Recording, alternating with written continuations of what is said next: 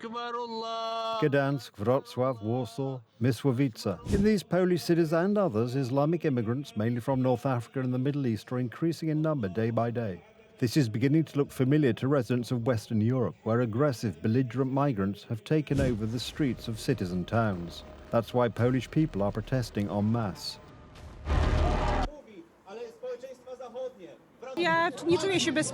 I don't feel safe and I want to feel safe. I want my family, my countrymen to feel safe in their own country. We do not agree to the forced relocation of illegal migrants. One question is being asked in many cities and towns across Poland. Will the streets of our cities soon be overrun by aggressive immigrants, as is happening in Western Europe?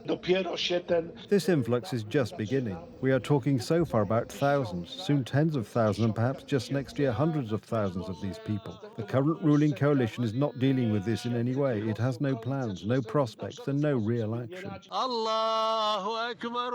What's more, Prime Minister Donald Tusk's government is intimidating local government officials who oppose the construction of an integration centre for foreigners in their area. That is, places where illegal immigrants will be brought in, with financial penalties. This is a letter from the Marshal's office of the Łódź province to local government officials. Violation or non-compliance with the principle of non-discrimination is equivalent to exclusion from the possibility of applying for support from European Union funds. The mayor of Tarnowskie Góry is already lauding the centre to be built in the city he governs.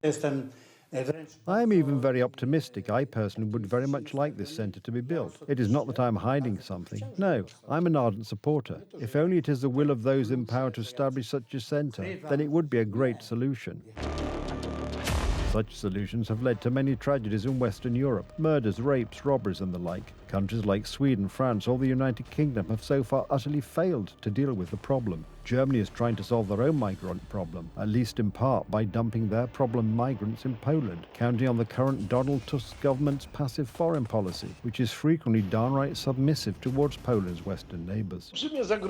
This is a huge threat because it is uncontrolled. One can even say it is an invasion by illegal migrants. Germany has joined in here and they are trafficking these migrants completely uncontrolled.